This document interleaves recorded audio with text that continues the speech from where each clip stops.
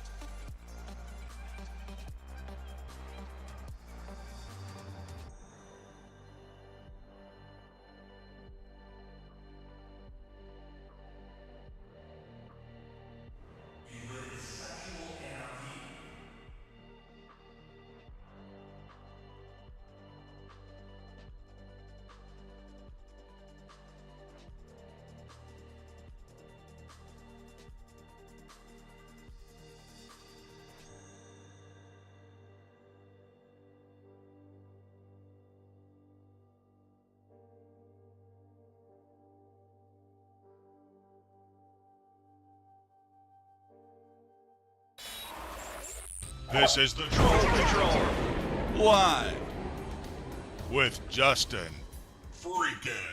Welcome to the Troll Patrol, live. It's a freaking Monday. Hold on, I had to turn my light on.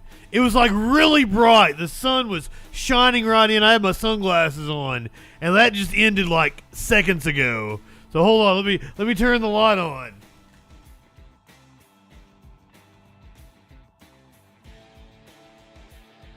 Much better, much better. A little dingy in here.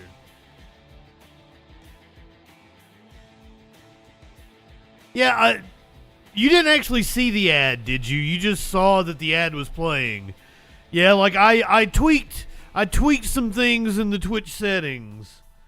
I don't know why the mods would need to see that ads are active, but I checked that box, so now you can see if ads are active or not. I fixed them so that it's 3 minutes at the top of the show. 3 minutes at 5 till. That's how we're going to be doing this. Nobody going to have to worry about any ads anymore. Only me and trying to remember to take an ad break at 5 till. Because it's been a while. I got really good at doing that before I got banned from Twitch. Now, like, I'm not used to doing it anymore, so it's going to take me a while. Good evening, welcome. I know I said I wasn't going to stream until Thursday. A lot of news be happening. A lot of shit going on. A lot of interesting stories. A lot of cops have died. A lot of protesters have been arrested. OAN's had to retract a news story. An AI priest has been defrocked. It's a lot of shit going on. Clinically, DJ Dub, Venus, Warlord. Good evening, my friends. Welcome. Who else is in here on me? Quesadilla. So glad to see you. I got this meme I've got over here. I'm calling every one of you out. You should all feel it. I'm going to show you a meme that every single one of you should feel attacked when you see it. Just as soon as I saw it, I was like, it's perfect. It's perfect for my chat.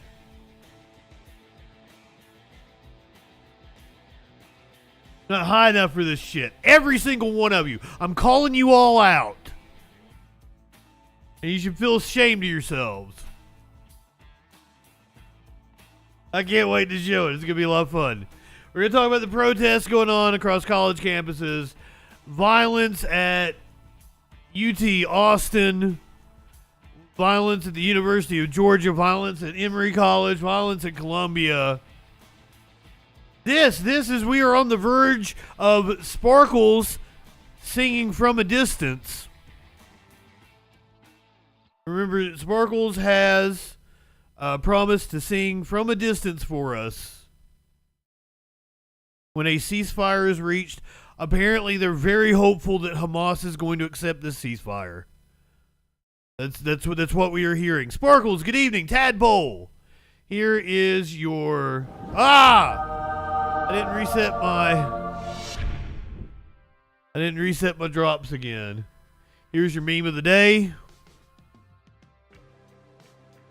LOL, it's guillotine time, guys. Ha ha ha. We're totally gonna guillotine rich people. Have I been making this joke since 2017? While the wealthy accumulated more capital and influence. Yes! But I'm totally revolutionary. Ha ha ha. Eat the rich. Ha ha ha ha. Calling all y'all out.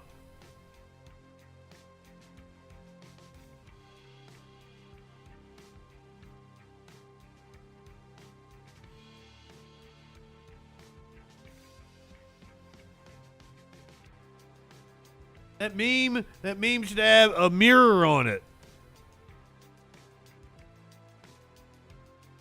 Like that Time magazine cover, and I love the future side of Amazon Company Town. Go grab your coats.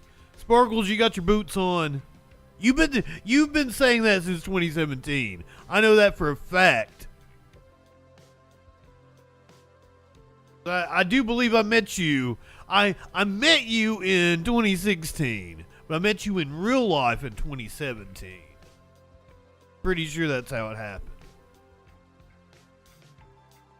I'm pretty sure that you got mad at me and blocked me before we ever met in real life. Sparkle's got the boots ready and your working vest, right? Your reflective vest. The kids, they might actually break out the guillotines. Kind of pics. What kind of pics you sending me? He tainted you and me. It's not about the eating. I'm sorry, I looked over and Smokey has his front paws on the window, but his back paws are up on the TV stand. So he is like a good foot. And he's just froze there with his ass up in the air.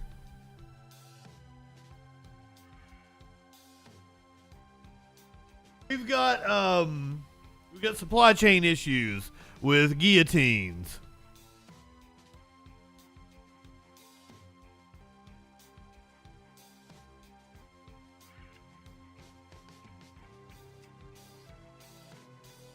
A dude just came by. He told me he would holler at me this evening. Usually he comes by at like 6 o'clock. So it's like 7, and I'm like, hey dude, you coming by? I was planning on doing a stream. Start at 8. He's like, oh, I'll get over there before then. Because before that, I took a picture of it earlier. I only had, oh God, Sparkles is decked out. Them boots.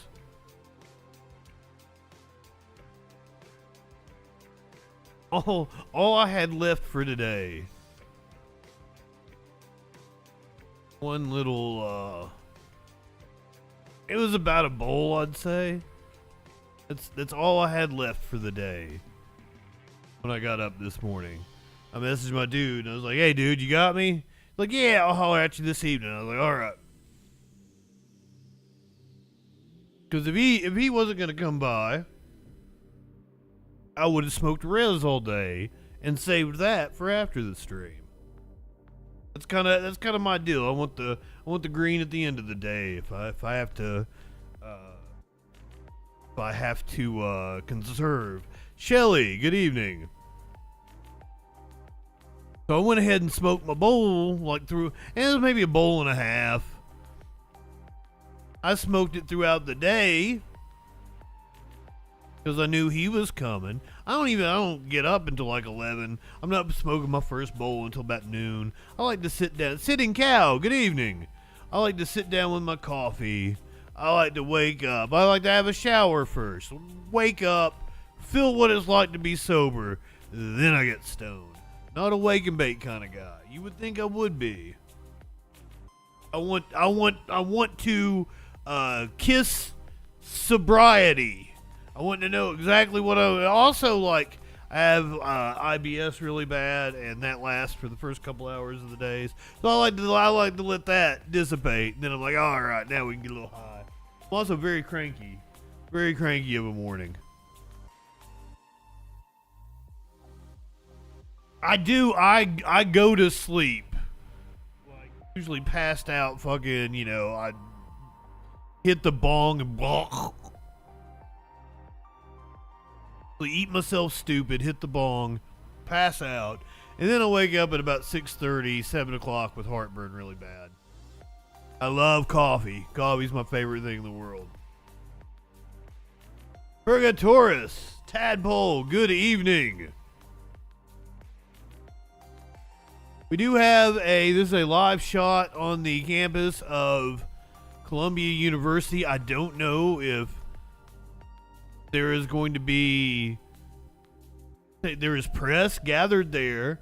There are students gathered there. You see multiple microphones. I'm going to play you a clip of the representative for the student. I don't know if they have an official title or if it's just somebody that the encampment has elected to speak. It might be like a student president. It might be somebody from Jewish Voice for Free. Somebody from representing the students is going to speak to us about why they rejected the campus's, I don't even know what you call it, a truce? Campus of Columbia proposed their conditions to the students today. The students rejected their proposal. We're going to hear from them as why they rejected it. Columbia then threatened to crack down, suspend students. I do believe some were suspended. And they were going to once again call in the police. However, they have called that off now. They're not going to come in and clear the encampments, apparently. So we may be waiting for word from one of the representatives of the students. Once again, this is a live shot at Columbia, but we're going to go back. We're going to hear all the news that happened. A lot transpired throughout the day. On top of that, maybe still an active situation going on in North Carolina. I'm not exactly sure because I hate to be a pre-watch Andy about things. But as of like 2 or 3 hours ago, the shootout that killed multiple police officers in North Carolina was still an active situation. The police gave a press conference a couple hours ago, so that leads me to believe that they may have brought it to an end, and the suspect is either dead or in custody, but we'll find out. We'll get the update shortly. I'm going to take you to several campuses across the country, including the University of Georgia, the University of Texas, Austin, Emory College. I love her outfit. She's got a hijab on, and she's got like a gas mask. This young lady right here. Yeah, there are multiple reporters coming up and putting microphones on this podium. So I am assuming we're going to get word here shortly from somebody. So we will keep an eye on this, and whenever we get something going on the live stream, we're going to come back to it. But let's start off tonight. Columbia started suspending students earlier today. Apparently they have rescinded that order.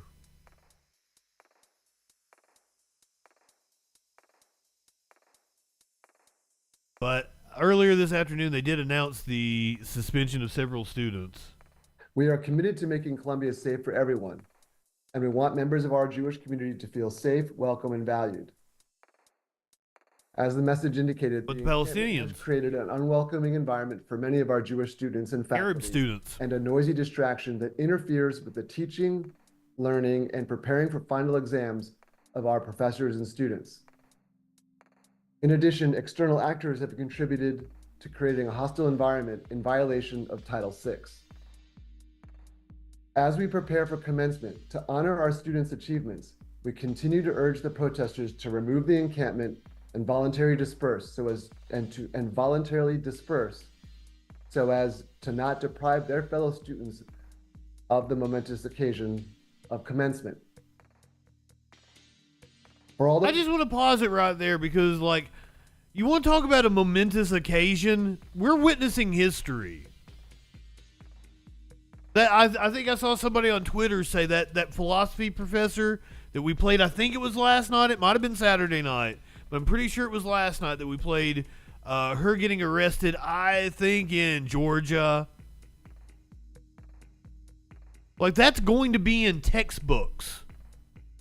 That's why I'm streaming tonight. I was going to take tonight off, but this is momentous. You think it was in LA? I wanted to say it was Georgia, that she was like the philosophy chair. She was the head of the philosophy department.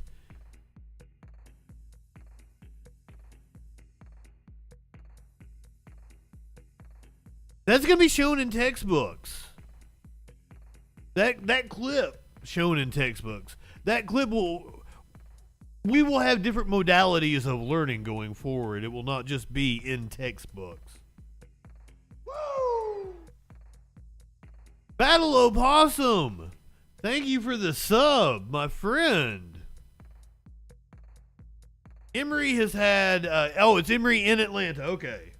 So I thought it was the University of Georgia. Oh, yeah!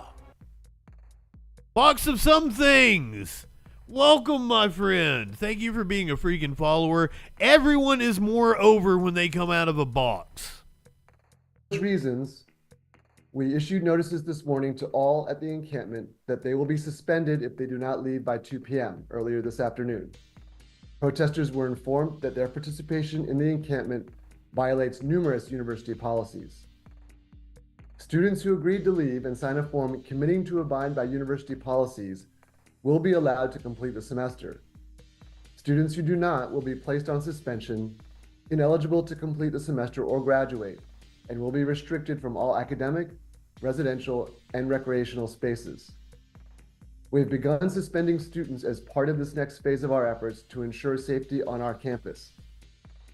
I'm going to repeat also that university representatives engaged in good faith in dialogue with the organizers and maintain that dialogue as long as possible because this reflected our values as a community and, as we have said before, an effort to de-escalate. We were hopeful and we were disappointed when the student protesters could not reach consensus on the issues under discussion. Well, we're going to hear from the organizers and why they decided not to accept the college's terms. One of the things I want to point out, I read an article about this, and it didn't even dawn on me. Thread, good evening. Flash. It didn't even dawn on me. These are the students that started with the pandemic. They started their college, ended their high school with the pandemic, and now they're having to protest mass genocide. That's gonna radicalize some people. As if we aren't already seeing radicalization from the younger generation simply because of the economic conditions that we face. But to come into you start your college life with the pandemic, go through all that bullshit, the election between Trump and Biden, and then end having to protest genocide.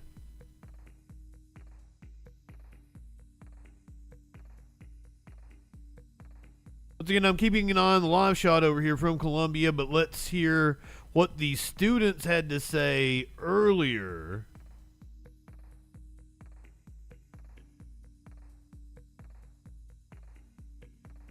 as to why they did not accept the college's terms to tear down the encampment. Can everyone hear me? Josh, you good? Yep. I'm going to start, but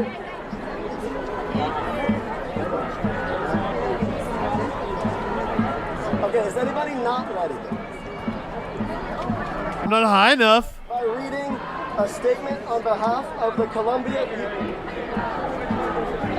I'm going to start by reading a statement on behalf of the Columbia University Apartheid Divest organizers.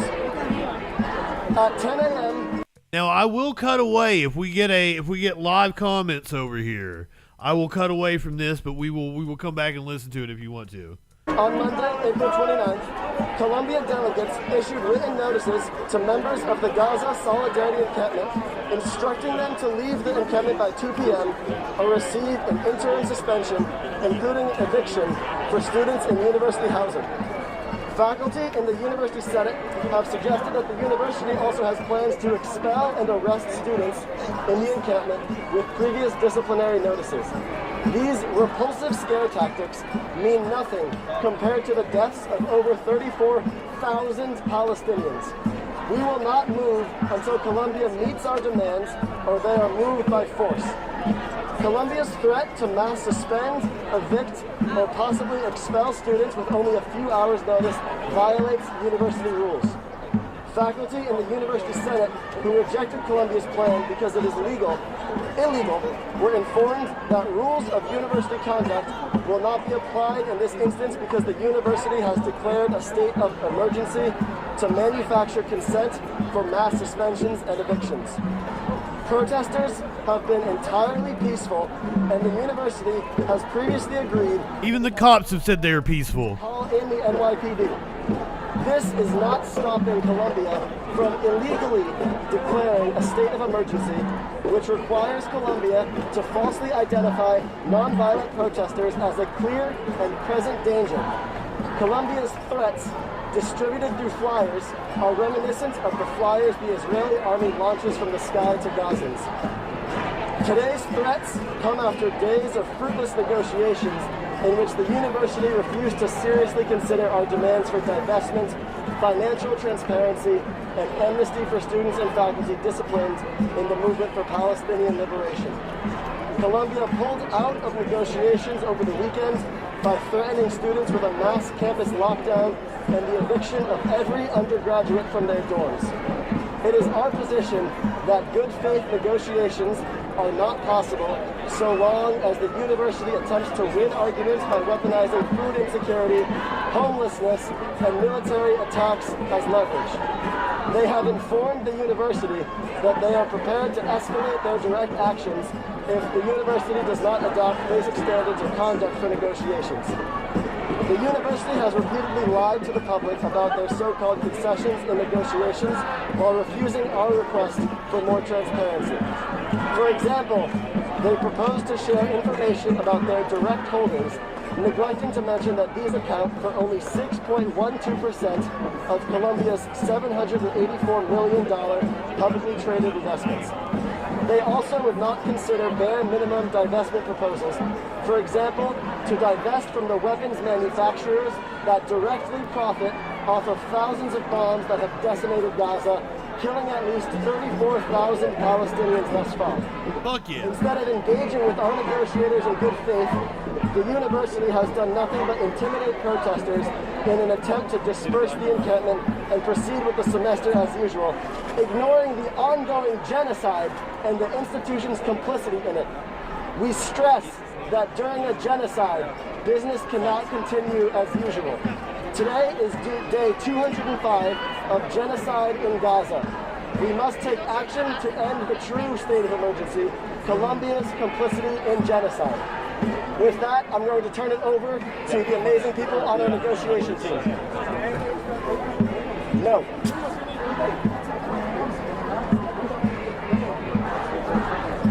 My name is Seda Polat. That's spelled S-U-E-D-A. Last name Polat spelled P-O-L-A-T. I'm a student organizer and one of the negotiators for Quad. Earlier today, President Shafiq sent out an email announcing the end of negotiations and declared explicitly that the university will not divest from Israel. In that same email, President Shafiq claimed that we had had constructive dialogue regarding the student encampment and made insincere statements regarding the university's actions. The university's negotiations evidenced an elementary understanding of the words boycott and divest, which have been at the heart of the student movement and at the heart of our encampment. Damn. While the administration offered us a timeline for review of divestment proposals, they refused to give us any commitment that the ultimate decision would be binding. They offered us limited financial disclosure by giving only their direct holdings, yet not the indirect holdings which account for the vast majority of this university's endowment. They also threw bribes at students. Shafiq talks about early development childhood education programs for Palestinians in the West Bank and Gaza. She talks about a resilience fund for Gazans. This amounts to nothing more than bribery of the student movement. The administration also offered a review on the topic of boycott. Instead of closing down the Tel Aviv dual degree program, instead of shutting down the Tel Aviv Global Center, which is not yet broken ground, they said they would review access to these institutions, to these programs, overlooking conveniently the fact that these programs can never be in line with the university's own stated policies of non-discrimination and equal opportunity. This is a smokescreen, bureaucracy is a prison, and the students refuse to trade in the blood of Palestinians. The university has conducted itself with obstinacy and arrogance, refusing to be flexible on some of our most basic points. That said, we were engaging in good faith negotiations until the administration cut them off under threat of suspensions. Where we asked for amnesty, they gave us more discipline. Earlier this morning, university delegates appeared at the entrance of our encampment with disciplinary notices, essentially alerting students that they could choose to do one of two things. One, sign an attestation form at the exit that would put students on academic probation on the condition that they abide by all university rules until June 30, 2025, or until their graduation, whichever comes first. Or the students would be interim suspended, losing access to their housing, losing access to campus, losing access to healthcare on campus, and losing their right to graduation if they are a graduating student. Essentially, They pay good money for. stifle the student movement.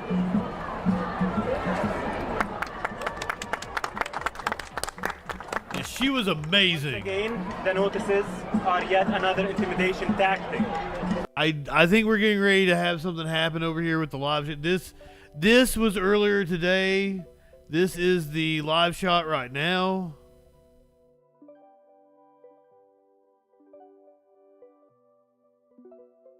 Keeping an eye on what's going on. These tactics are reminiscent of those employed by the Israeli occupation against our people in Gaza and Palestine. Ironically, the notices assure students that their rights to demonstrate will be protected by the university if they sign these papers. We refuse to operate on the basis of speculation. Yeah, this is their like spokesperson team.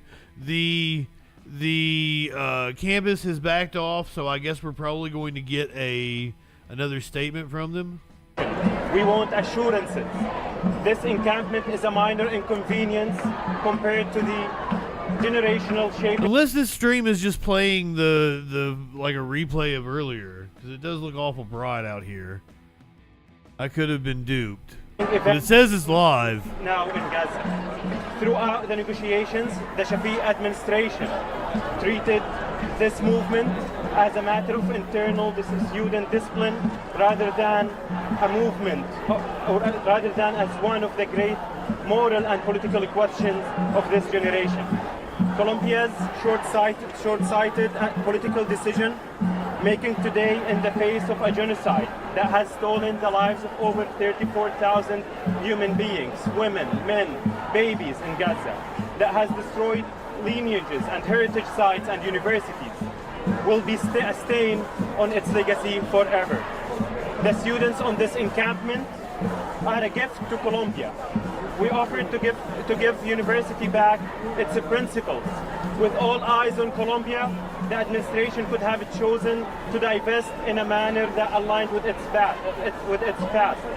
Colombia would rather trample its reputation instead of being proud of its students and faculty for raising these incredibly important moral questions. We have been hit with little more than threats and petty attacks. This is not a matter of simply violating university rules. This is a movement, an anti-war movement. We have sparked similar Gaza solidarity encampments across the nation and even across the globe. What's your name? Can you say your name, please? Mahmoud Khalil. M-A-H-M-O-U-D. Khalil, K-H-A-L-I-L. Yes. We'd like to reiterate that our presence on this encampment was never a security risk. In fact, it bonded members of the Colombia community in unprecedented ways on this campus. People from various walks of life coalesced to deliver food and supplies, to do their homework on the lawn, to bring their professors to community, to read a book at the People's Library, or to sing around a guitar song. We will not be moved by these intimidation tactics. You can see outside you now that the students are mobilized. There's hundreds of them here today. They will not be moved. We demand divestment. We will not be moved unless by force. The first individual who spoke, are you comfortable giving your name? I'm not. No. Khalil, are you willing to accept the suspensions and any other sanctions that the university levies? Again, I'm a negotiator on behalf of this group. The group today unanimously took the decision to continue this encampment until Colombia divests. You're negotiating All of their speakers were amazing. The kids are all right. Yeah, I don't think I've got a live shot up over here. This says it's live, but like it would have gotten dark already. It's almost dark outside on the East Coast. I thought they were setting up to say something else, but this must just be a replay. It has updated to say that Columbia University backed off late Thursday from an overnight deadline for pro-Palestinian protesters to abandon an encampment as more college campuses in the United States sought to prevent occupations from taking hold. Well, good luck with that.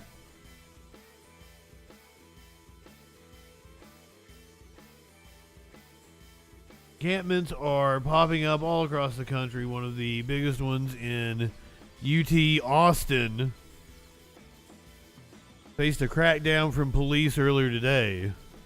More protesters were arrested today on the campus of the University of Texas in Austin. Hello. DJ Dub goes to horny jail. Demonstrators protesting against the Hamas war gathered on the south lawn and formed a small encampment. The university sent out an alert ordering them to leave. The demonstrators defied that order. State troopers, Austin and UT campus police broke down the encampment and put protesters in zip ties and took them to jail. Fox 4's Sean Rabb following the story tonight in studio. Sean. And the demonstrators demanding the university divest itself from weapons manufacturers doing business with Israel. The assistant police chief at UT issued a warning that students would be arrested for disorderly conduct if they did not break up and move on. Some of the protesters, though, seemingly dug in. That's when law enforcement started to move in. Well, it's a protest. What had been a peaceful protest at UT took a turn when demonstrators did not disperse as ordered, but instead... Whoa. What had been a peaceful protest would have still been a peaceful protest if the cops didn't attack the students. I don't like your framing of the story, sir. Created a surprise encampment. Police and troopers moved in and pulled down signs and tents and tables that had been set up as kind of a blockade. Students, arms locked, shouting "off our campus" and "hands off our students" as troopers and officers made arrests from the encampment. Different from last week when... And also, I want to point out, these kids are paying... This is UT Austin. It's one of the more reasonable large universities because I looked into it. But I'd say these kids are still paying like 10 grand a year, maybe 10 grand a semester. Like, it is fucking expensive. They treat you like, and that's if they live on campus, all that good shit probably. But like, they treat you as if you're a consumer, and then they get upset when, like, you know, you exercise your right. It's probably $40K for a like undergrad degree.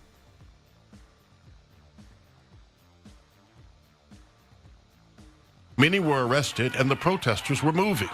Fewer today taken into custody than last week. Officers at times actually pulled some from the crowd. The arrest followed what had been civil demonstrations where pro-Palestinian groups talked about last week's police action, when 57 people were charged with criminal trespass. What we saw happen on April 24th was a shameful overstep of power from the university that resulted in the militarization of our campus and the arrest of dozens of our students and community members. And some UT professors said they had delivered a no-confidence letter to UT President Jay Hartzell, signed by 540 professors. By calling the police prior to the beginning of an event,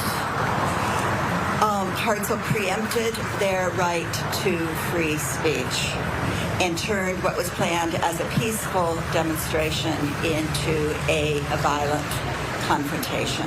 Thank you to all the professors. Rejected the charges.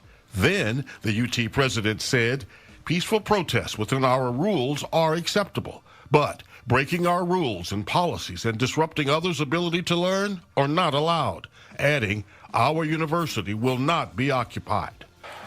a small group of Jewish students gathered, waving the Israeli. Guess what you get now, son? Political lines are drawn in Longhorn country.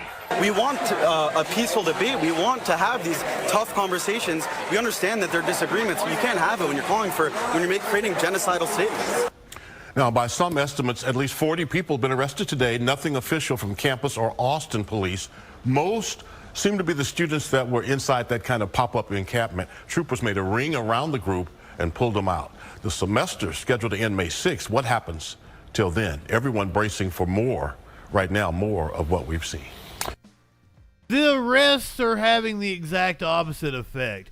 They are just going to multiply the protests. You're bringing it on yourselves, you dipshits. Let's go to the University of Georgia, where arrests were apparently made earlier today. 6 protesters back on the University of Georgia campus. Students are protesting the war in Gaza. Earlier today, one protest on campus ended with several arrested. The university releasing a statement saying an encampment was set up in violation of the school's policy. 11 Alive's Doug Richards is live on UGA's campus where more students are now protesting. Doug. Yes, there are maybe about 80 protesters behind us. They're taking actually a water break and a dinner break right now. A little while ago, their number was about double what it is right now. And they've been here all day. Of course, we know that this morning there were a number of protesters who were arrested, apparently for violating a private property issue with respect to the University of Georgia and violating some rules that the university has for setting up shop on its historic quad, which is where the arch is and where a lot of the historic buildings are. The folks who are in the protest now say that they intend to remain through 9 o'clock tonight, which is again when the campus starts to close up to the general public. And then they say individual protesters will make decisions as to whether they want to try to defy police to stay later. There are only a handful of police here now, and they're keeping a very strategic distance from what's going on as things stay peaceful here on the UGA campus for now. We are live in Athens. Back to you. Okay, Doug, thanks a lot, and hopefully it stays peaceful there. That was like the 6 o'clock news. So relatively recent reporting. NYU professor says that I am applauding all of the professors that are standing with the students and their right to speak out against the genocide in Gaza. This NYU professor is a real dickhead and thinks any professor that stands with students should be fired. Worse, perhaps. I'm Michael Smerconish in Philadelphia. This week, the University of Southern California, where nearly 100 arrests have been made amidst protests since the university canceled its Muslim valedictorian speaker, announced it was now... We're like Michael Smerconehead, am I right? ...ceremony next month. Why am I like this? Insufficient time to carry out, quote, new safety measures. It's the latest, most high-profile ramification of the surge of pro-Palestinian protests disrupting campuses all across America. Students saying they have a right to free speech, Jewish students saying that speech is often anti-Semitic. So what is the current reaction? Are protesters the modern-day Greeks who used a deceptive tactic to enter the campus and defeat the Trojans? Me, I'm sympathetic to the university presidents and administrators who now have to engage in a balancing act. Campuses have become the staging ground for America's growing divide over supporting Israel as it retaliates for Hamas's October 7 attacks. Hundreds were arrested at pro-Palestinian protests and encampments at several major U.S. universities around the country. Friday, Columbia University announced that it had banned the student leading the university's pro-Palestinian protests.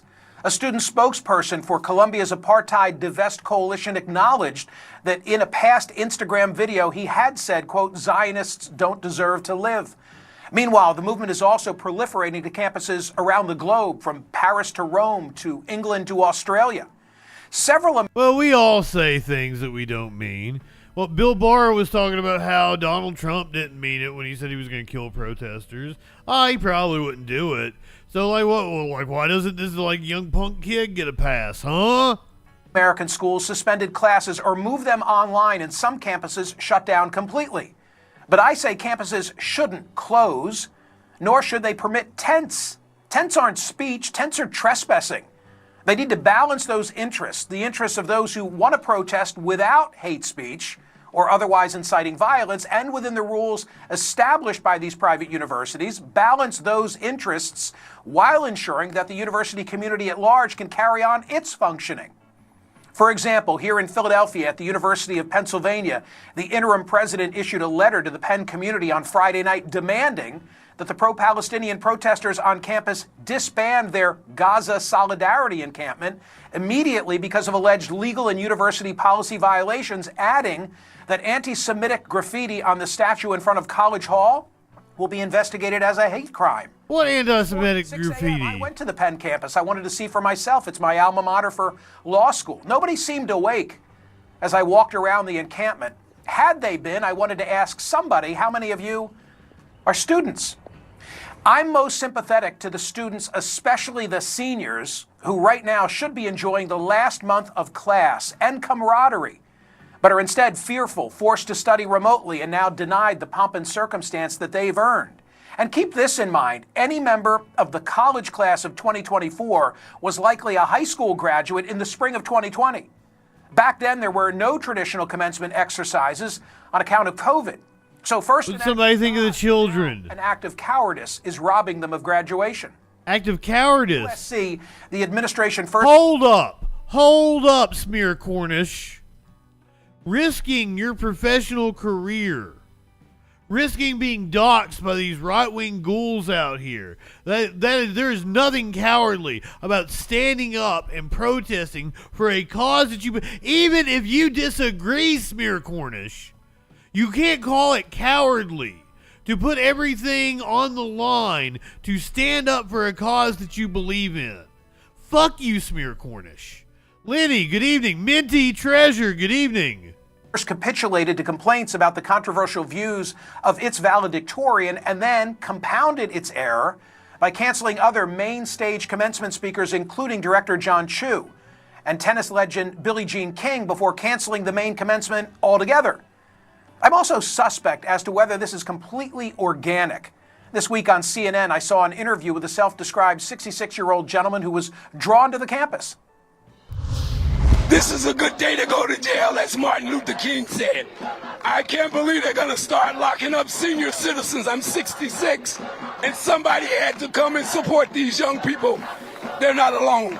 That's why I'm here. Good on him. How many more of the protesters are not active students? Consider this. What does it matter? Spring 2024 survey of voters aged... He was there to stand with the students. Motherfucker might have been in the civil rights movement. He was the right age. And true. How do you know that he said he came down to support the kids. But he could have been a commuter at the campus. He could have been somebody that was taking classes there. 18 to 29, the Harvard Kennedy School Institute of Politics found that the Israel-Hamas conflict ranked way down on the list of issues of primary concern to young voters. The top 5 most important to this age group: inflation, healthcare, housing, gun violence, and jobs. Israel-Palestine ranked 15 out of 16. By the way, it beat out just student debt. I don't underestimate the significance of the situation in Gaza, especially where famine is a real risk. Netanyahu seems intent on moving into Rafah. And NBC is now reporting that an investigation into 7 deadly airstrikes has found that Palestinians were killed in areas of southern Gaza that the Israeli military had explicitly designated as safe zones. Still, it's curious that there was no similar campus activism on abortion rights, the Russian invasion of Ukraine, or threats to democracy. Even if the current situation is the result of astroturfing, those protesting have a right to be heard, but not a right to... Whoa, your only evidence of astroturfing was that there was a old person who said he came down to support the kids on campus. Fuck off. Corrupt and overtake the ability of their classmates to complete their term and don their cap and gown. My next guest teaches at one of the campuses affected by the tumult At New York University, where protests including intimidating chants and several anti-Semitic incidents, NYU called in the NYPD for help. Scott Galloway joins me now. He's a professor of marketing at NYU Stern School of Business, host of the A professor of marketing. It might be wrong of me to say this. They might accuse me of anti-Semitism. But Bill Hicks had a saying about anybody that goes into marketing. And I recommend that for him. Professor G and Pivot podcasts and author of multiple best-selling books. His newest, already a bestseller. It's terrific. I've read it. The Algebra of Wealth, a simple formula for financial security. And it's a book plug. It's a book plug. It's all this it's fear-mongering about anti-Semitism and shit. It just ends up being a book plug from a marketing professor. Whoa. Late stage capitalism, man. But first, should USC have canceled its main graduation? Good to be with you, Michael. Logistically, I think they have to ensure the safety, and it felt like things were getting kind of spinning out of control. So I empathize with university leadership that's trying to thread the needle between free speech while at the same time maintaining a safe environment for its students. I would argue, though, that the balance is a bit skewed. I think if you are going to use butt plugs, I have a little piece of advice for you. Life is too short to walk this earth for a crusty asshole. Wash your ass. Oh, I would say that he has totally been on a Morning Joe. Pick a graphic? Did you tell me what graphic you want? I don't have a butt plug graphic. I have a wash your ass graphic. Universities have slowly but surely decided that they're more from centers of seriously repeating itself. Institutions that create a political orthodoxy or are charged with social engineering. And what you have here, in my opinion, is a bit of a double standard, Michael. I think the vast majority of protests are peaceful protests. You know, they're 19. I cut a wide berth for young people and their rights to say things. But, the analogy I use, Michael, is if I went down to the plaza at NYU in a white hood and started saying Dylan Roof, the gentleman, the young man who killed 7 people at a black church in Charleston, and I started saying globalize Dylan and held up a sign that said, lynch the black.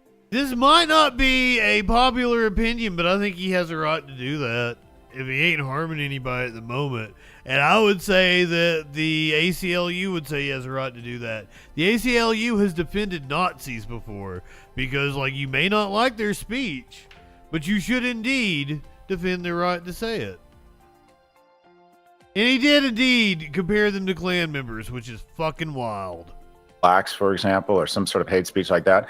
I don't think there'd be a lot of nuance or context needed. I think I would never work in academia again. And if I started inciting the type of behavior where there was harassment of any special interest group, I believe that if it got out of control the way it has in some of these campuses, I think they'd call in the National Guard. And I think what a lot of Jews are concerned with is that it seems like free speech is never freer when it's hate speech directed at Jews. So I would argue that campus leadership has erred on the side of, quite frankly, being a little too lenient to individuals who, for whatever reason, correctly or incorrectly, it devolves into emotion that makes people feel unsafe. The ACLU is amazing. I fucking love them, but they have defended Nazis before because, they have a right to their speech. You cannot like it. Someone has a right to go down in a Klan hood and stand on a public corner. I think that's cool. Now that doesn't mean that somebody can't go up and punch them. I would totally encourage that. I would say pick on them. Do it. But know that you might get arrested for it. That's one of those moral morally right, but, you know, by the law wrong things, and that's totally cool.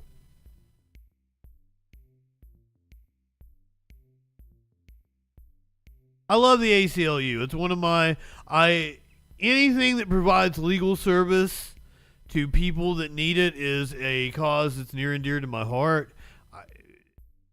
Especially like the Southern Poverty Law Center. The fact that the Southern Poverty Law Center has to have bulletproof glass and doors, just like because of the hate that they get, kills me.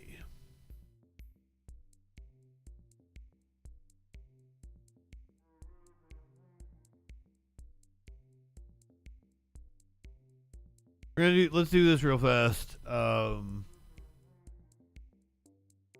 The reason the kids are protesting is because, you know, Israel has been committing war crimes, and apparently the International Criminal Court is weighing arrest warrants for both Israel and Hamas officials, and cool, I'm down with it. Almost like an international arrest warrant means that wherever they travel outside of their own country, they're going to get arrested. And sometimes within the country, if there is, for example, an uprising against Netanyahu, then they could also arrest him domestically. It just kind of depends how it goes. Israel's not a party to the ICC, so they probably wouldn't arrest him domestically. They wouldn't recognize it. But you never know how the future holds. But that said, the timing also, these are serious. The arrest warrants, it sounds a little bit like a game, but it's not. These are very serious things, and they're very serious things. Negatively, but I believe that the Israeli government at this time is so focused on what's happening with the ceasefire talks and in Gaza itself that they're probably not paying much attention to it. They're hoping that the U.S. is able to push the ICC to delay. Well, the talks are supposed to begin Tuesday in Cairo here. And as the U.S. urges Hamas to accept a deal, Hagar, we don't even know if Hamas is going to be there. They haven't responded to questions about Israel's offer or whether it will send a delegation. So I guess we're going to learn imminently here if this is possible. We can't obviously move forward without Hamas, can we? No, not really. No, you can't move forward without them.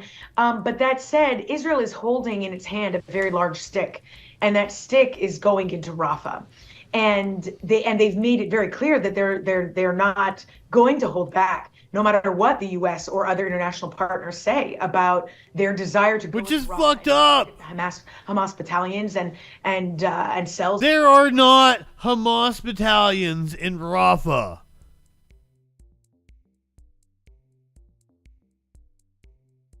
What there is in Rafah is a whole bunch of people fleeing the violence that Israel's been inflicting on civilians. Hey, clinically, I got a real serious thing for you. It's called an ad break. Oh shit, I've worked this out, but be sure to stick around, because when we come back from the other side of the break, apparently the Indian government has been trying to kill U.S. activists. Apparently, it's a bad thing when other governments do it. That's U.S. territory. Only the U.S. can kill activists. We're going to cover multiple shootouts with cops. A lot of cop deaths coming up. A guy shot at a squirrel. OAN has had to retract his story about Michael Cohen. It was a real salacious story. And apparently, Ted Cruz's podcast is raising ethical questions.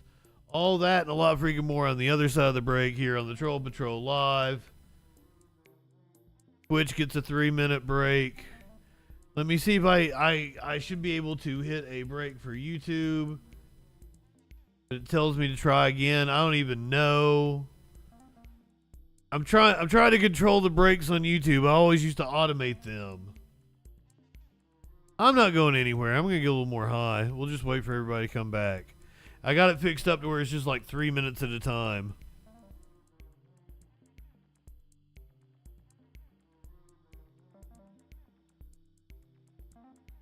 Well, apparently I got some kind of update for it. Me. Welcome, my friend. I'm so glad to see you. Well, if you believe in that credo, I believe you're going to be very happy to stick around. See what we're going to be talking about here in just a little bit. I should probably pack a bong as we wait for our friends to sit through 3 minutes of commercials. I make all 3 minutes happen at one time. Nobody misses any content. I used to have commercials that were in the podcast, and it was real easy to see where I took the commercial break in the audio, so I would insert the commercials in the podcast during the commercial break as well. So it all worked out really well to try to put together a product. Commercialize this weird ass fucking show that I do. I don't have any sponsors on the podcast anymore. I used to make like 2 cents a week. That doesn't sound like a lot, but like I got like $50. I can't cash it out until I get $100.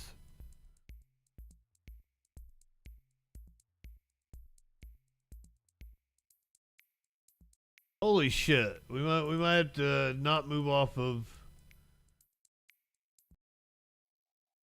Gaza or the protests just yet.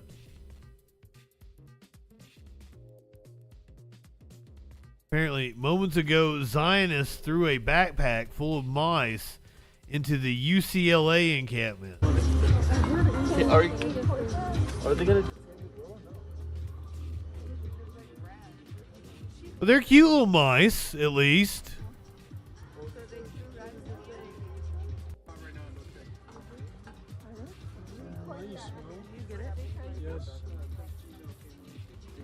A backpack full of mice in the UCLA encampment.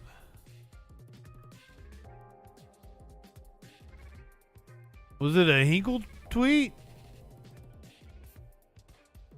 I mean, this is just unverified on Twitter once again. I don't know this Sibion Khan.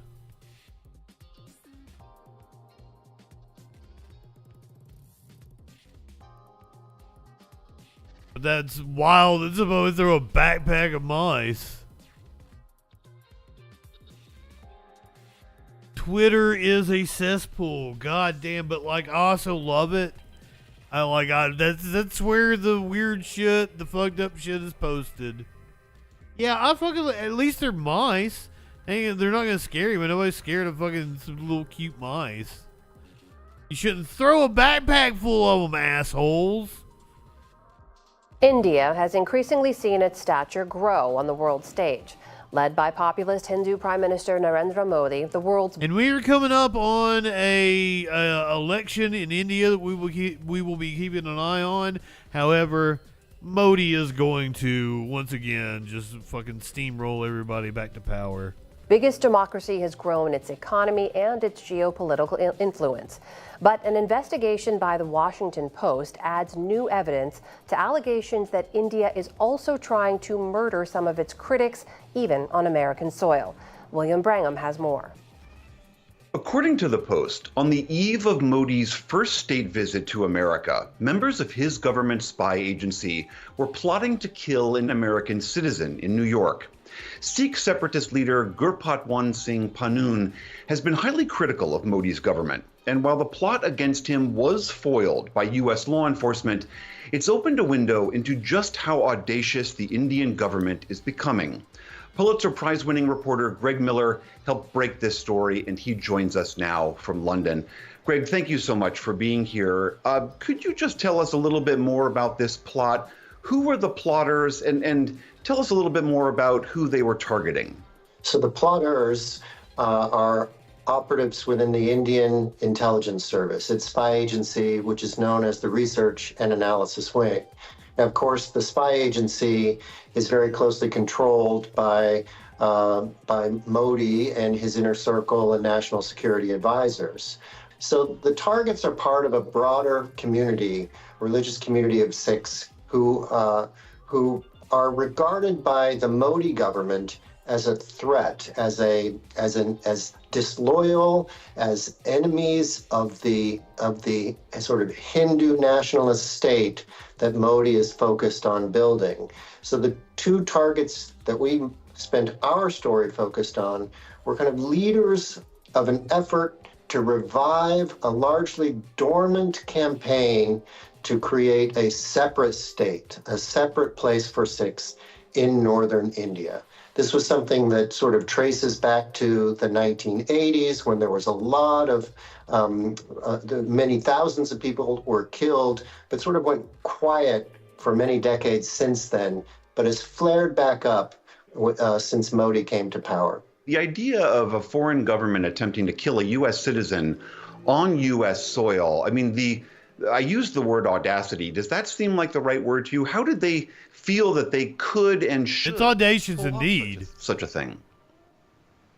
Audacity is probably an understatement here. It's remarkably brazen for the Indian government to one sort of set a plot like this in motion anywhere, let alone one that was supposed to unfold in the United States, which has some of the largest and most effective security and surveillance agencies in the world. Part of it is India seeing itself. Yeah, but that shit happened in, it was Turkey, wasn't it?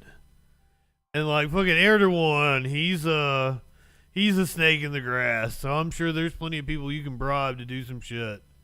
I think it was Turkey where Khashoggi was killed. It's been a long time. Don't bring that shit up with Sparkles. She has the biggest crush on Prince Bonesaw. I was like, he would like imprison you and like, rape you and bonesaw you, right? I don't care. Fucked up. As a rising power in a new era of global competition. Don't get me wrong, he is kind of attractive. Like, the man's good looking. I will give him that. Entitled to carry out operations it sees other governments as having been doing for many, many years. But at the same time, in this case, the attempt included lots of really hard to understand mistakes, tradecraft blunders that contributed to the failure, thankfully, of this operation. You live in sexual anarchy. Your report details how one official. All right, we got the gist of it.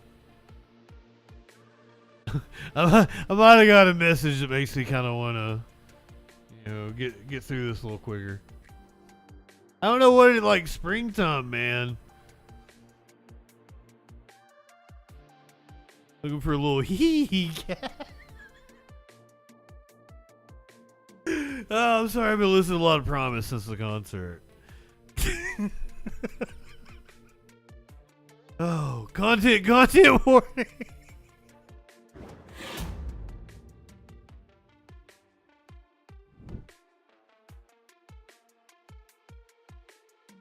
Love you guys.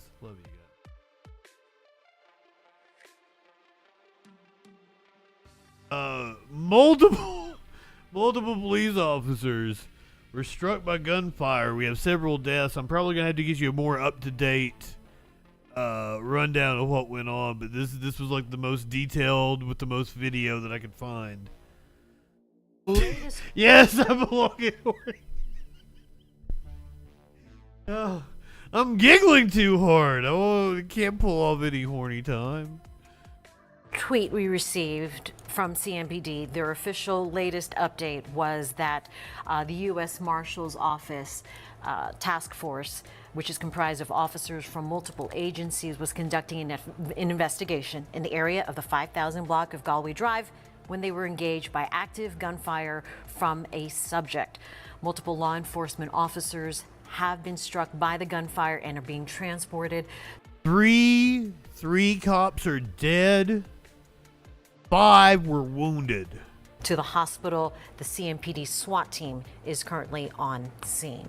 All right, Caitlin Hackwood is on Plaza. We've been talking about Plaza potentially being shut down or having just congestion overall. Caitlin, what have you seen? Well, Kylan, let me just sort of walk you through what we're seeing out here, and it honestly is a chaotic scene. We have helicopters just above us. We have traffic that is in standstill. We had multiple people stop us while we were in our news vehicle to ask us what is going on. I actually pulled over. I was in a separate vehicle from my photographer, and I had to pull over just so we could get into the... So it appears that holy shit, they say they believe there were 2 shooters. One of them was killed in the initial shootout. After the standoff was over, a female and a 17-year-old were found inside the residence. They are persons of interest. I do not know if says persons of interest. Does not say that the 17-year-old was a victim or that the female was a victim. 2 shooters, including one that was killed. This seems to be a fucked up situation. Same car because it was just absolute madness. Now you guys are seeing one of the roads. This is actually near where one of those blockages are. I mean, we talked about I-77 being blocked, other side streets and nearby streets blocked off. As we were getting closer, I mean, that was probably about 20 minutes ago. Not only did we see multiple law enforcement cruisers, state troopers, CMPD, Mecklenburg County, we also saw medic. We saw ambulances going toward, I'm assuming a hospital after multiple officers were down based off of what has taken place in this incident. I want to show you guys a little bit more of what we're seeing. And again, this is really a calmed down version of all that has taken place. Complete chaos, multiple schools letting out. This is the time when students will get out. So imagine just the frustration. I don't know if they had this video at the time, but let me show you the chaos. Crazy, I'll stop right there. Oh, they busted. Do we take cover?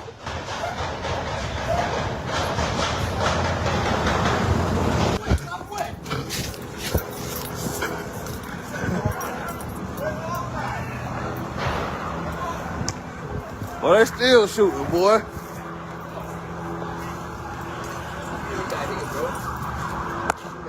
Pray for that man. Why would I do that? God's work.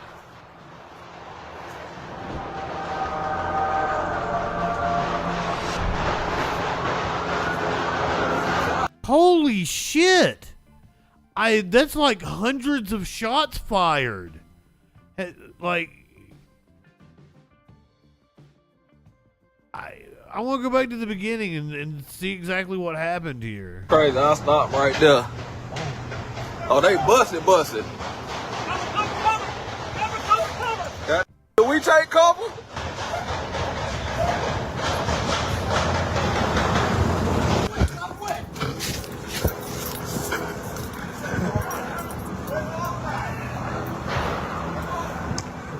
Well, they still shooting, boy.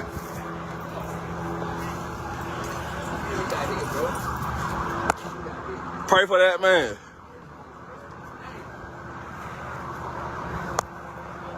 He out here doing God's work.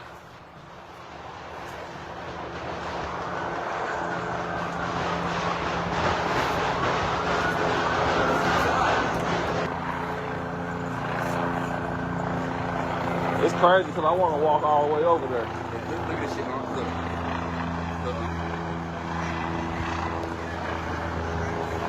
Look at that shit.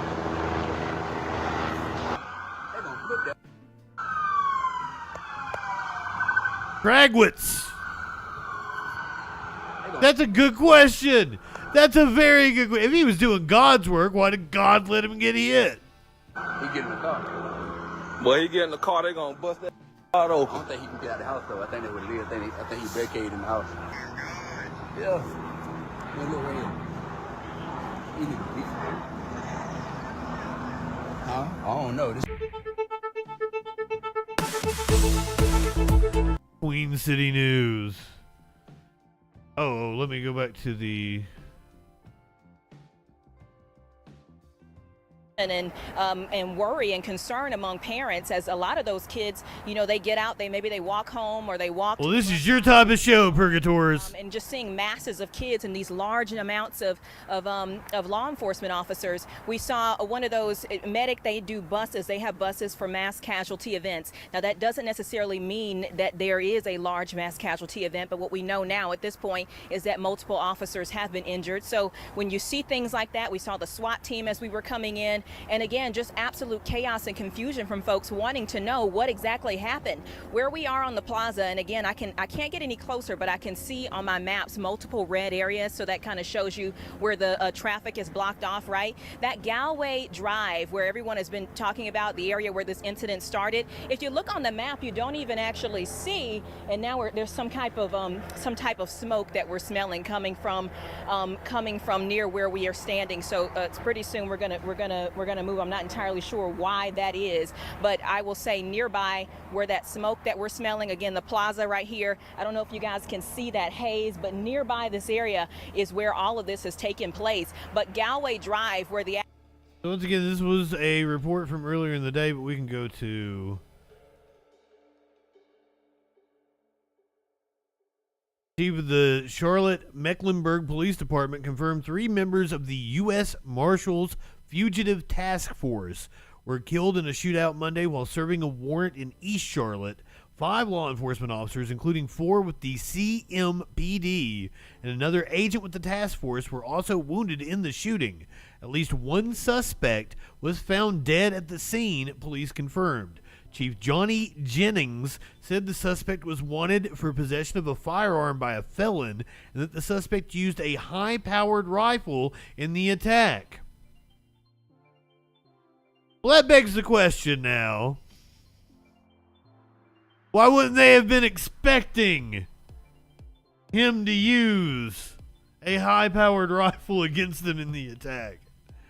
CMPD shared news of the shooting just before 2 p.m. They said it happened while the U.S. Marshals Fugitive Task Force was trying to serve a warrant. Just before 5 p.m., authorities said the home where the shooting happened was clear and the area was safe. So this lasted about 3 hours. Police have not released information on the victims or the suspect. You can see one of their armored vehicles apparently in front of the house. And this.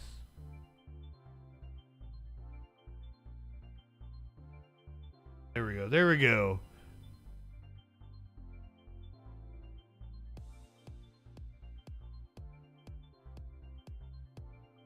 I thought it was going to autoplay, but apparently not. The cops breaking in the door.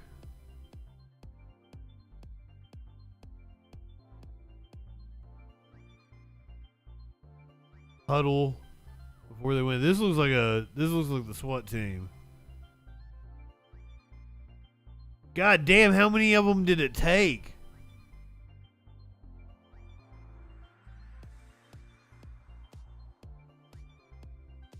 What the fuck is that thing? Flash, you in here? Do you know? What the fuck is this? It looks like a screen door. Are they putting a screen door on the SWAT vehicle? That makes a lot of fucking sense. It looks like it's on the end of the, like, whatever, like the ram on the front of one of the vehicles. Maybe it's like one of the beekeeping things.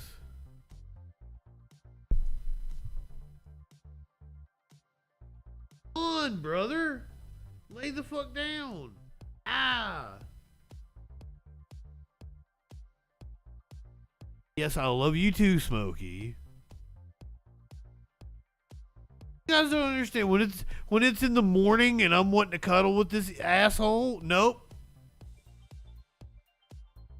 Oh, sorry, Flash. What the fuck is that thing? They putting a screen door on it?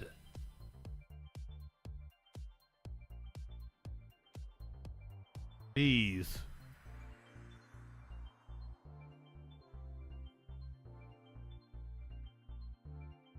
What a fucking scene.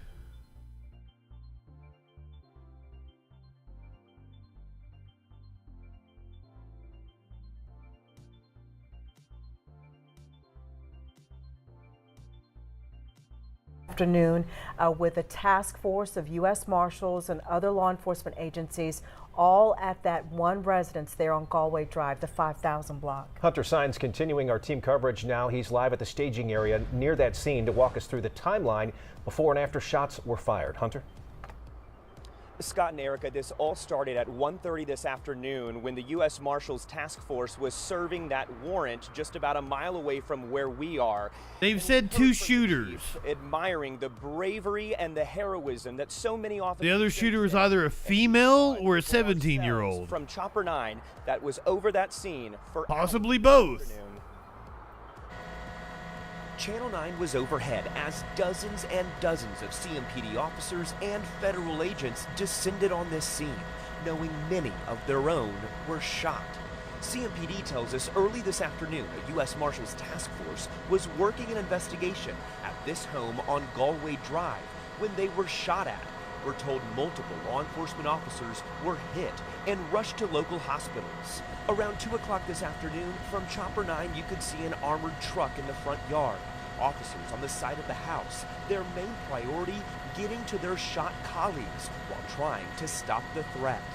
Medic and other officers at a safer distance, waiting for the victims to be brought to nearby ambulances. Minutes later, more SWAT officers arrive, lining up here, taking cover behind a neighboring house as they moved methodically towards the gunfire. Then, this harrowing moment, showing the rush to get a shot officer who is inside that armored vehicle out to medics down the road. Seconds later, it's speeding back to the shooting scene to get another law enforcement officer. All the while, brave men and women in bulletproof vests and helmets in the line of fire themselves. Channel 9 is not showing the most difficult video from this scene, but we can tell you. Why the fuck not? Law enforcement officers who'd been shot could be seen lying outside the home. A look at the home and you can see the gravity of the situation. Bullet holes lining the outside. Later, one of the armored trucks moves in, taking the door and windows off the home as they continued for hours trying to get to those dangerous suspects inside. And all of this ended and the all clear was given just before 5 o'clock. That was a good video. I'm glad we watched that. This is North Carolina. Snicks. Killed by officers. Another 2 people and persons of interest were taken to police headquarters. We know one of them is a female. One of them is a 17-year-old juvenile. They are currently being questioned. We are live in East Charlotte tonight. And we don't know if they were involved in the shooting. Snicks, were you close? I hope you are all right. Clearly, you're here with us.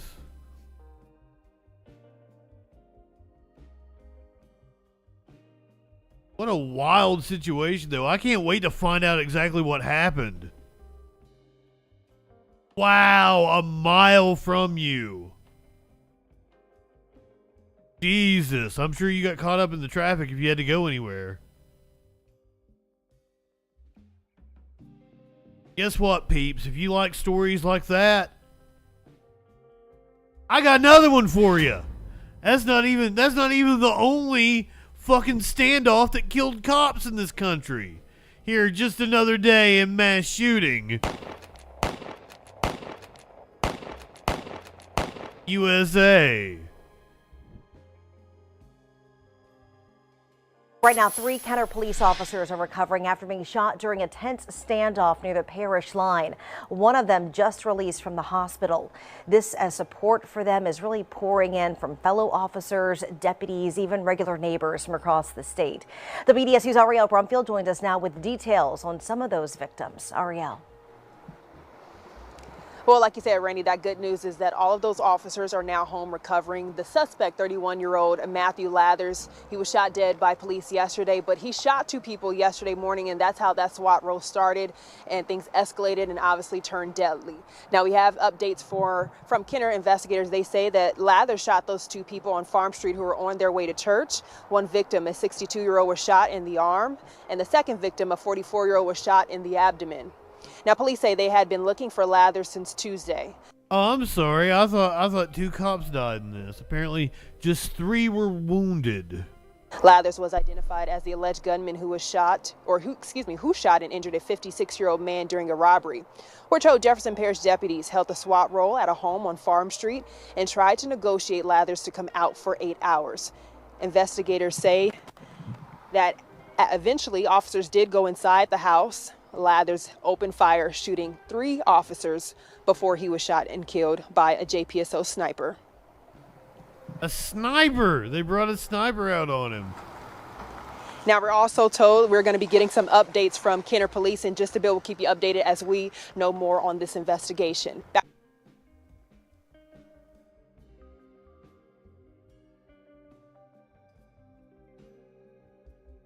Sniper on his ass. Like, what do they think he is? A college student protesting genocide? Oh, that's the only people we bring snipers out on in this country. Fucking sad.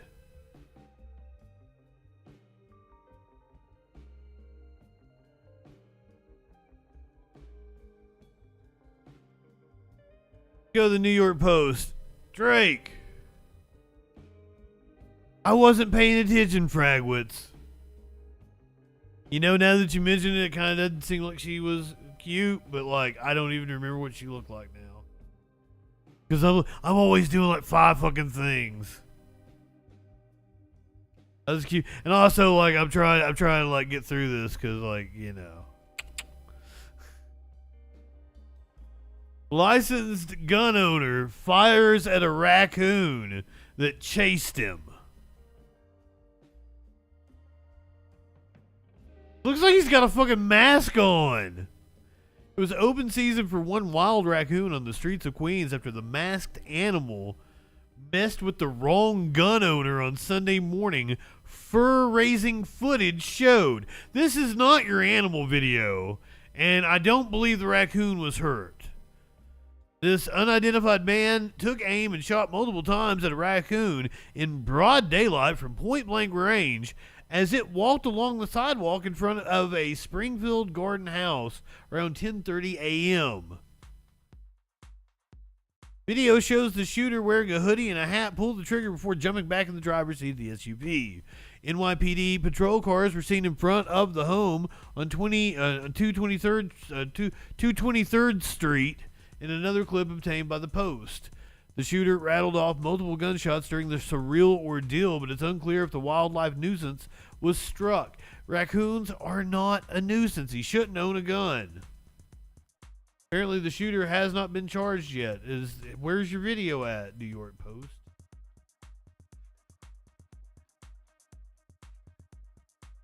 This is not the video. New York Post said it obtained video.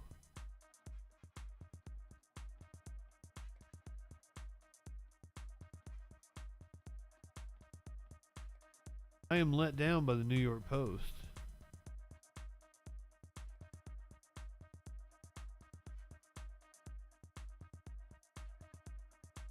I was promised video of this mother.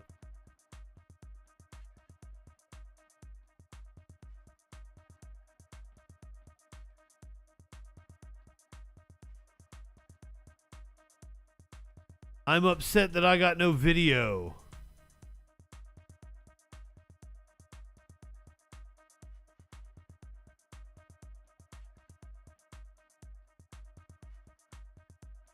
There's no video of this dude fucking shooting a raccoon. The New York Post lied. No one has ever said that before. Flash is right. They said they obtained it, but they didn't say that they'd share it with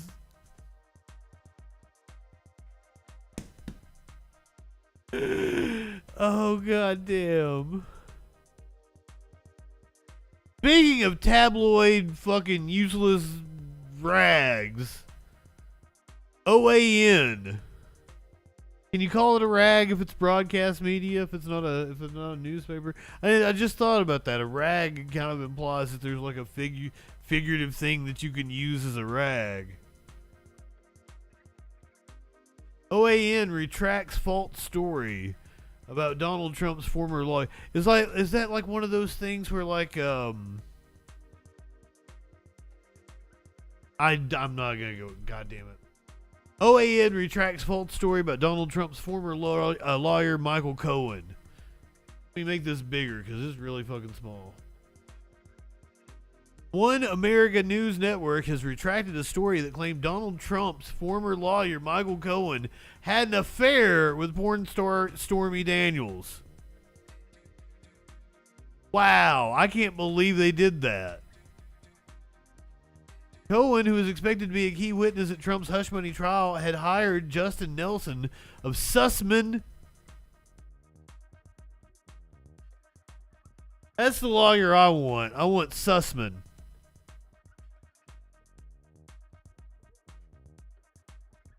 I hired you don't want a criminal lawyer. You want a criminal lawyer.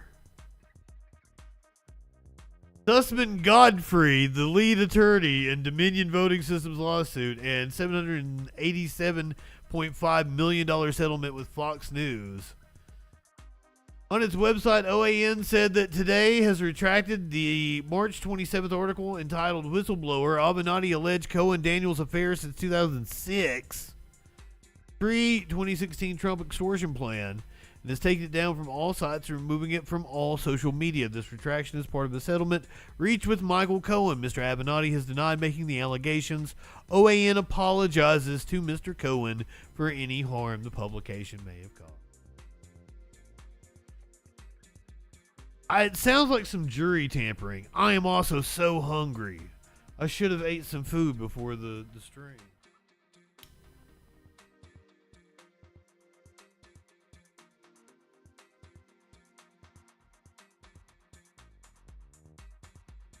I had like a burrito.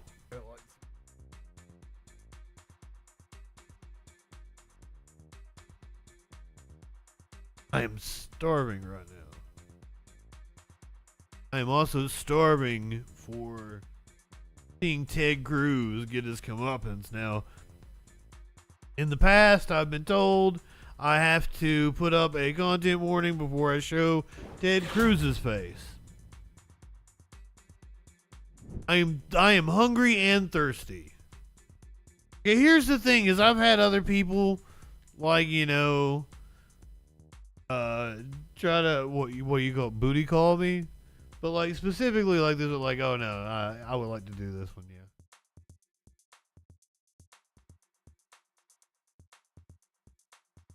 Candy or mints? Not sure what you mean, Venus. I like minty shit. I like for St. Patty's Day. I got some mint chocolate chip ice cream.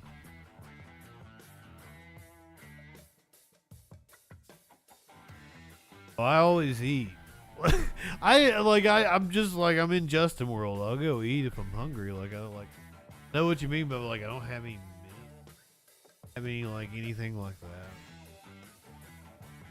I used to smoke cigarettes, but like I haven't smoked cigarettes in so long. I don't feel like I was ever a smoker now, which is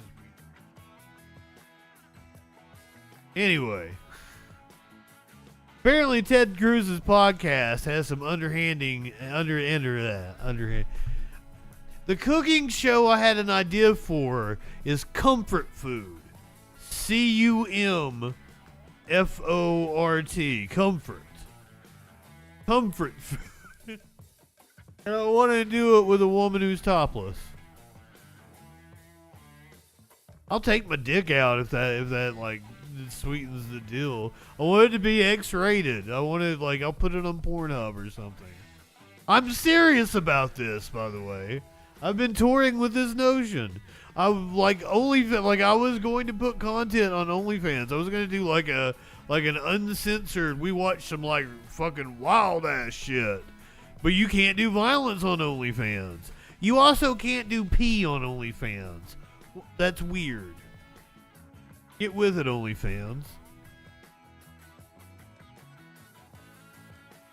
I'm gonna make a full fucking meal, or I'm gonna ask, ask if she wants like some food. Ted Cruz's podcast apparently got some underhanded shit going on.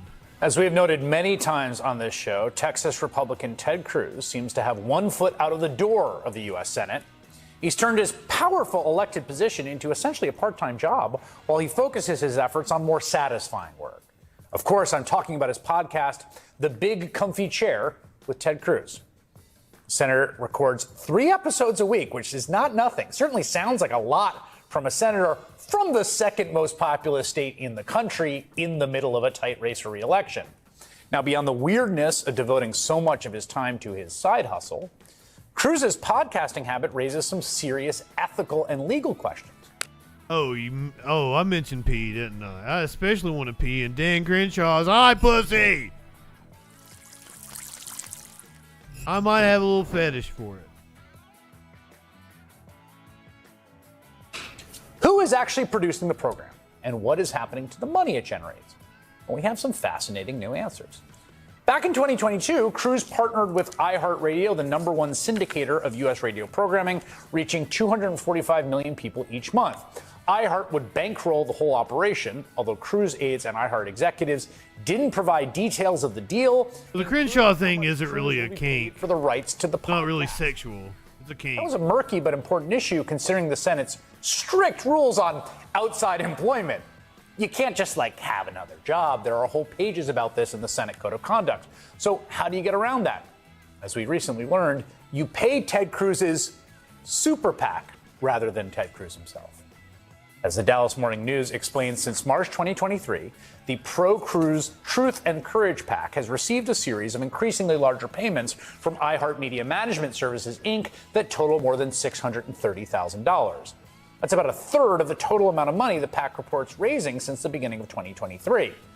A spokesperson for an iHeart subsidiary called Premier Networks said in a statement that Cruz volunteers his time to host the podcast and isn't compensated for it.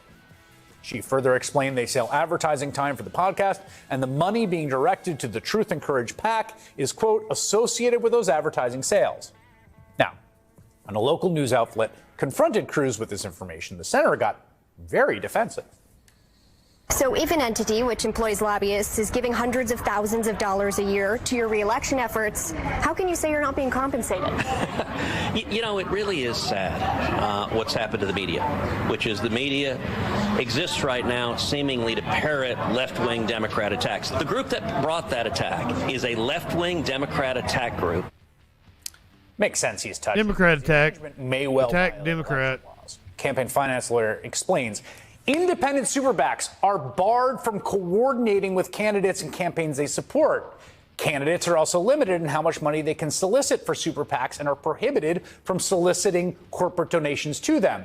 It's hard to see how Ted Cruz's thrice weekly podcast, owned and produced by his super PAC, which takes in hundreds of thousands of dollars from it, does not constitute coordination or soliciting donations. And it's got everyone asking, why is this happening? No, I'm sorry. That's my podcast, actually. Why is this happening? Oh, my God. Download with the QR code there or wherever you get your podcasts. But I digress. The Ted Cruz deal. That deal may also be in violation of the Ethics in Government Act.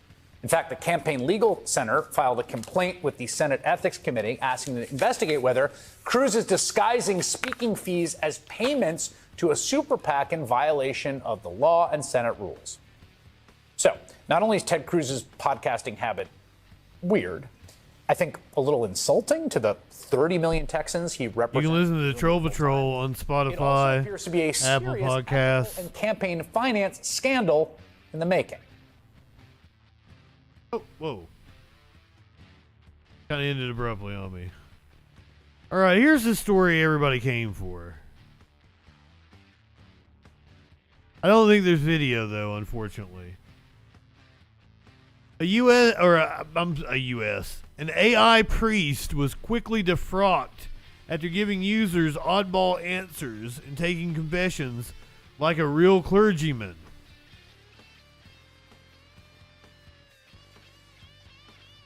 Give me Father, for I'm a sim.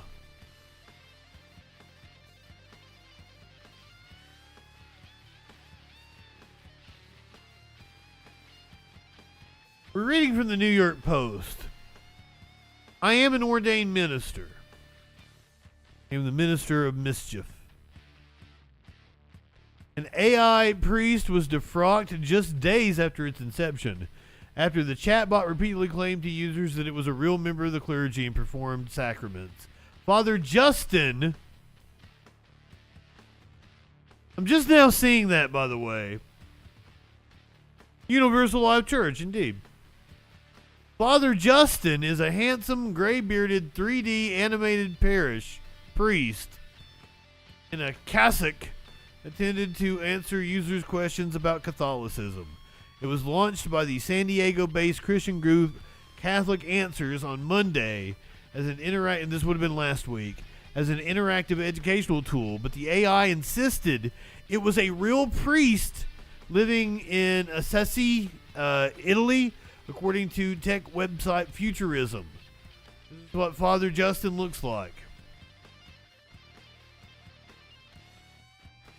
Definitely not a resemblance.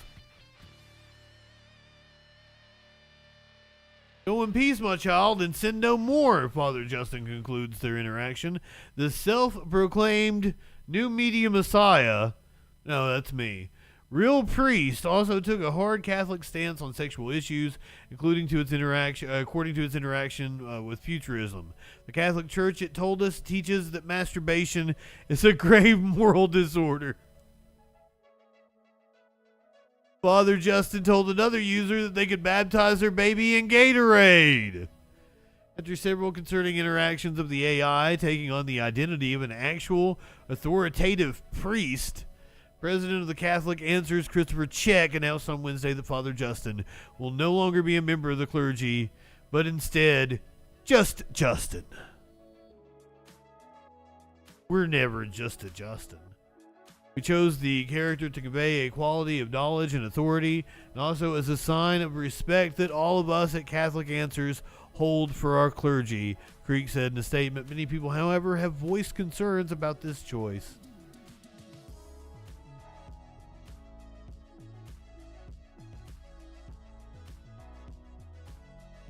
I was gonna get these Jesus bobbleheads and just draw a Fu Manchu on them. Like I had this comedy bit I was gonna do when I was gonna do a freak show television show in college.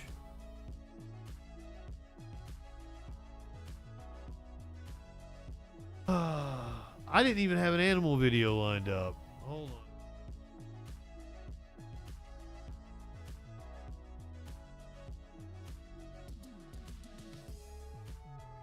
I'm doing a horrible job. Here, let me...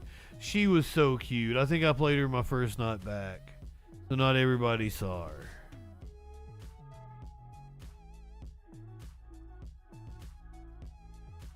This is Lily. She came in. She had to have a leg amputated, but she's ready to be adopted.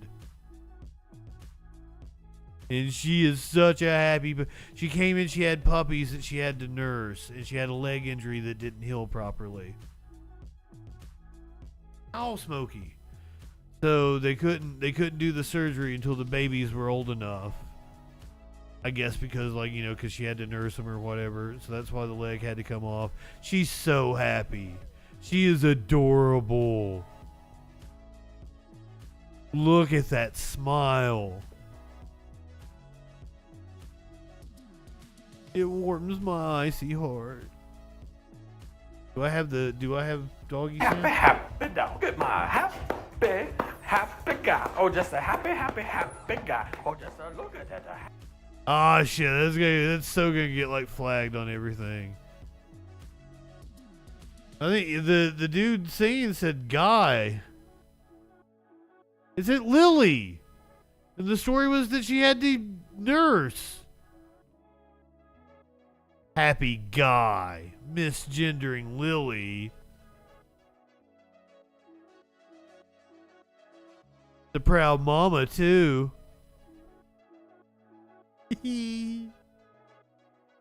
Look, if you are watching on Twitch, Media Winch has invited me to come on Soups tomorrow. I'll have to talk with her and see what time that is. I might very well appear with Media Winch on Soups in the morning. Probably my afternoon. If it's my afternoon, I'll probably see you guys over on Echoplex for Soups. Media Winch gonna have to catch me up because I have not been up on what's been going on with the Shasta County Board of Supervisors.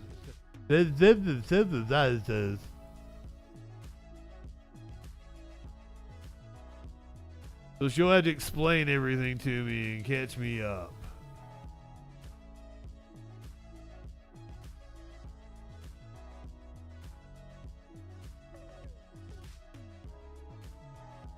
If you're watching on Twitch, buddy Tyler X, everybody.